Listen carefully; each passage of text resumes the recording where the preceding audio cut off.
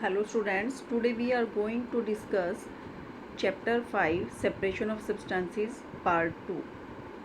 First part में हम कई प्रोसेसेस के बारे में पढ़ चुके हैं, hand picking, winnowing, sieving etcetera. लेकिन कई बार इन सभी मेथड्स का यूज़ करके भी हम इम्प्योरिटीज़ को सेपरेट नहीं कर पाते हैं। कई बार लाइटर इम्प्योरिटीज़ डस्ट, सोइल, मिट्टी ये सब होते हैं चावल में, दाल में। इनको रिमूव करने के लिए हमारे पास और मेथड्स भी हैं। आपने दाल चावल धोते हुए देखा होगा, पानी हम लेते हैं, डस्ट जो है वो नीचे बैठ जाती है। सर्दियों में आपने हरी सब्जियां, सरसों का साग, पालक, बथुआ ये धोते हुए मम्मा को देखा होगा। बहुत सारे पानी में पत्तों को जो है चॉप करके काट कर पानी में डुबो देते हैं, फिर पत्तों को ऊपर से निकाल लेते हैं और नीचे पानी में मिट्टी सेटल हो जाती है। तो इस तरीके से जो हैवियर कंपोनेंट है मिक्सचर का, पानी ऐड करने के बाद जो नीचे सेटल हो गया उसको हम क्या कहेंगे, इस प्रोसेस को सेडिमेंटेशन।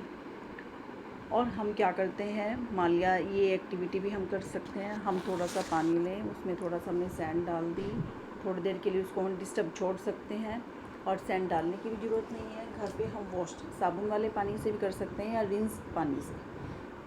किसी भी पानी को अगर हम थोड़ी देर के लिए छोड़ देंगे, सपोज आप हैंडपम्प का पानी भी ले सकते हैं, अगर हम थोड़ी देर के लिए एक ग्लास में उस पानी को छोड़ दें तो मिट्टी कुछ देर बाद नीचे बैठ जाती है। हैवियर कंपोनेंट के नीचे बैठने को ही हम क्या कहते हैं, सेडिमेंटेशन। अब हमने क्या करना है, जो नीचे का पानी है डर्टी वाटर, उससे ऊपर वाले साफ़ पानी को अलग करना है। और इस प्रोसेस को हम क्या कहेंगे, डिकेंटेशन। कि हमने दूसरे बीकर में, दूसरे ग्लास में ऊपर का साफ़ पानी धीरे से डाल लिया और जो अनडिज़ोल्व्ड मटेरियल है, इम्प्योरिटीज़ है, मिट्टी है, वो बीकर में ही रह गई। तो हमने फर्स्ट मेथड हमारा सेडिमेंटेशन, जिसमें हैवियर कंपोनेंट्स जो भारी हैं वो नीचे बैठ जाएंगे। दूसरे मेथड में हमने ऊपर से साफ़ जो है उसको पानी को रिमूव कर लिया और इम्प्योरिटीज़ पहले वाले बीकर में ही रह गई। अब जो है हम इसी प्रिंसिपल का यूज़ करेंगे टू सेपरेट टू लिक्विड्स। कोई भी दो लिक्विड से हम सेपरेट कर सकते हैं। अब देखिए, मान लिया तेल और पानी जो है वो मिक्स हो गए हैं, तो हम क्या करेंगे, उनको थोड़ी देर के लिए छोड़ देंगे। वैसे सेपरेटिंग फनल मेथड से हम इसको अलग करते हैं, लेकिन पानी जो है वो थोड़ा हैवी है और तेल जो है वो थोड़ा लाइटर होने की वजह से ऊपर फ्लोट करता है। अब हम डिस्कस करेंगे सॉलिड और लिक्विड के मिक्सचर को। चाय बनाने के बाद हमें चाय पत्ती रिमूव करनी है। क्या हम सेडिमेंटेशन, डिकेंटेशन वाला मेथड लगा सकते हैं? उसमें भी नहीं, कुछ ना कुछ तीली चाय पत्ती ज़रूर हमारे लिक्विड में आ जाएगी। उसके लिए हमें उसे क्या करना पड़ता है, हमें उसे छानना पड़ता है। हम कहते हैं छलनी से चाय हमने छान ली, उसको हम कहेंगे फिल्ट्रेशन, जिसमें एक सॉलिड और एक लिक्विड, इनको हम सेपरेट कर रहे हैं। अब कई बार हम देखते हैं कि जो हमारा वाटर सप्लाई है, पानी सप्लाई आती है, उसमें टैप पानी जो है हमें गंदा लगता है, तो क्या करते हैं हम, आपने कई बार देखा होगा टैप के ऊपर ही कई लोग कपड़ा बांध देते हैं, कई लोग प्लास्टिक का छोटा सा फ़िल्टर लगा देते हैं। तो ये सारी प्रोसेसेस क्या हैं, पानी को फ़िल्टर करने की हैं, जिसमें इनसॉल्युबल इम्प्योरिटीज़ को हम अलग कर सकते हैं पानी से।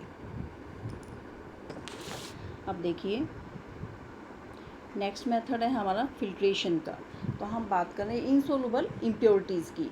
तो इसके लिए हमने क्या किया, कोई भी मडी वाटर लेना है और मडी वाटर को हमने क्लियर वाटर में जो है प्रोसेस करना है, प्रोसेसिंग करके उसे साफ़ पानी में बदलना है। हम इसके लिए क्या करेंगे, फ़िल्टर पेपर ले लेंगे। इसमें हमें फ़िल्टर पेपर राउंड शेप में दिया गया है, कैसा भी ले सकते हैं। राउंड शेप में जो है वो फ़नल में ईज़िली और अच्छे से सेट हो जाता है। फ़िल्टर पेपर को हमने एक बार फ़ोल्ड किया, फिर हमने डबल फ़ोल्ड किया और इससे हमारी 4 लेयर बनती हैं, 3 लेयर एक साइड और एक पार्ट एक साइड। हमने इस तरह फ़नल में उसे सेट कर देना है फ़िल्टर पेपर को। इसके बाद हम इसके ऊपर मडी वाटर जो है वो डालेंगे, जहाँ पर फ़िल्टर पेपर की 3 लेयर्स हैं, और फ़िल्टर पेपर के ऊपर हम जो है मडी वाटर पोर करेंगे। क्लियर वाटर जो है नीचे बीकर में कलेक्ट हो जाता है और जो मड है वो फ़िल्टर पेपर के ऊपर रह जाती है। इस तरीके से हम जो है फ़िल्ट्रेशन कर सकते हैं। कई बार आपने देखा होगा कि घर पर जो है क्लॉथ कपड़े का भी यूज़ कर लेते हैं, जो कपड़े में पोर्स हैं वो भी फ़िल्टर का ही काम करते हैं। तो हमारे पास घर में जो हम फ़िल्टर की जगह यूज़ कर रहे हैं वो क्या है, हमारा क्लॉथ भी हो सकता है, हमारी जो स्ट्रेनर है वो भी फ़िल्ट्रेशन का काम कर रही है।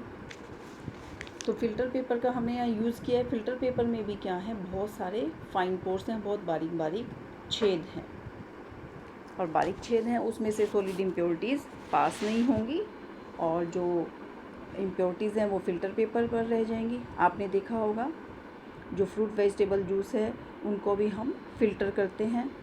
मान लिया आप शिकंजी बना रहे हैं तो हम छलनी से छान लेते हैं ताकि नींबू के जो बीज हैं वो भी ऊपर रह जाएं।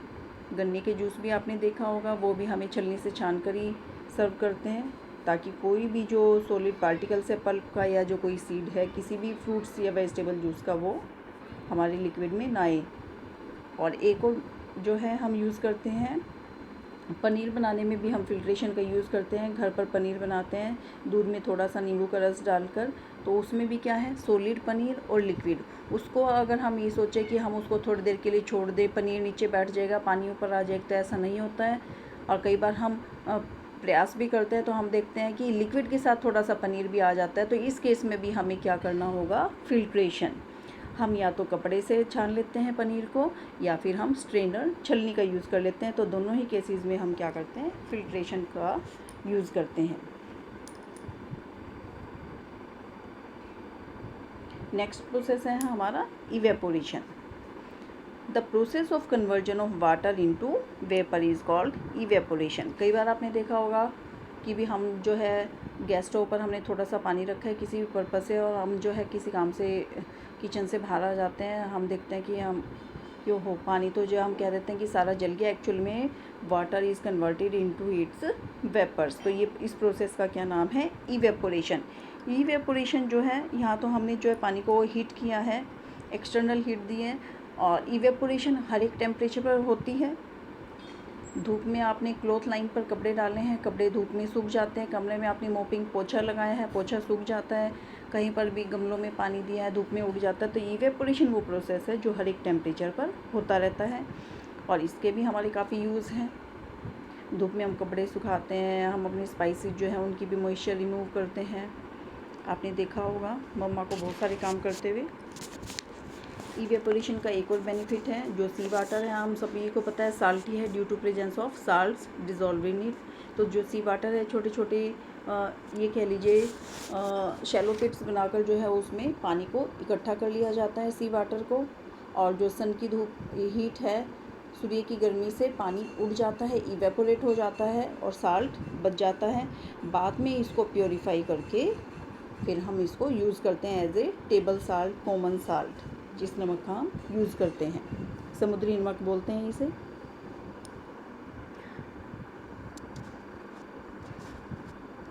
ये देखिए, शैलो पिट्स, कम गहरे गड्ढे बनाकर पानी को इकट्ठा कर लिया गया, और धूप में पानी उड़ गया और नमक रह गया।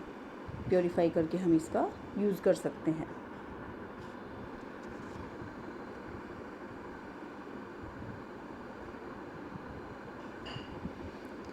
अभी तक हमने बात की सेपरेट मेथड्स की।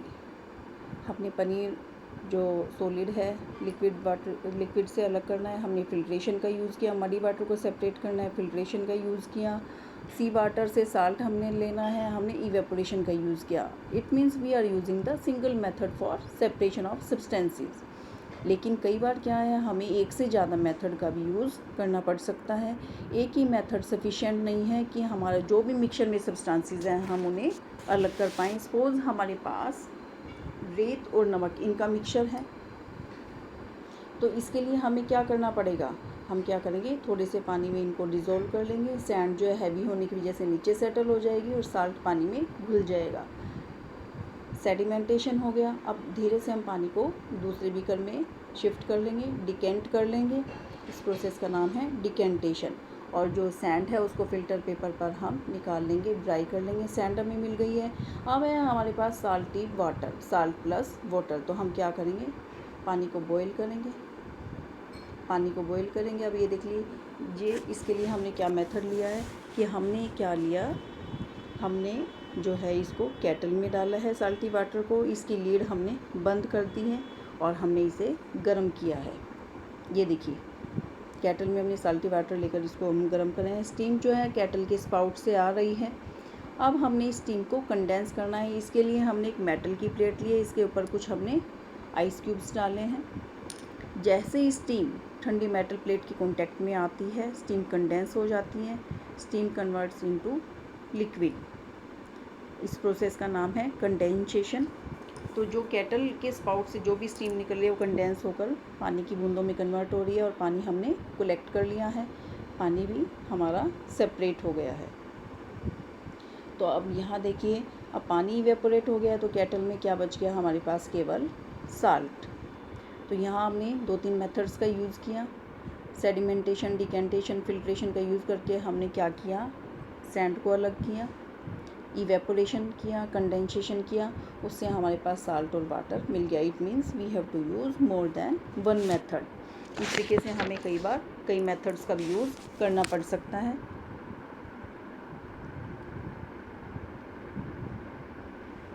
अब ये देखिए कि डिज़ोल्विंग साल्ट इन वाटर, हम जो है पानी में साल्ट डिज़ोल्व कर रहे हैं। हमने थोड़ा सा, ये कह लीजिए हमने आधा कप पानी लिया और उसमें हमने 1 चम्मच नमक डाला, इसको हिलाया, स्टायर किया और नमक जो इसमें डिज़ोल्व हो गया। अब हमने इसमें और नमक डाल दिया और हम इसको स्टायर कर रहे हैं, हिला रहे हैं, मिक्स कर रहे हैं। नमक फिर से मिक्स हो गया। इस तरीके से हम जो है इसको डिज़ोल्व करते जा रहे हैं।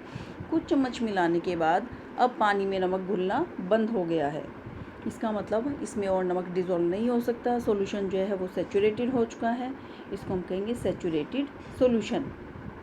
अगर हम इसको सॉल्यूशन को गर्म कर दें तब ये नमक इसमें और घुल जाएगा, क्योंकि जो भी हीट करने से जो है अनडिज़ोल्व साल्ट भी इसमें डिज़ोल्व हो गया है।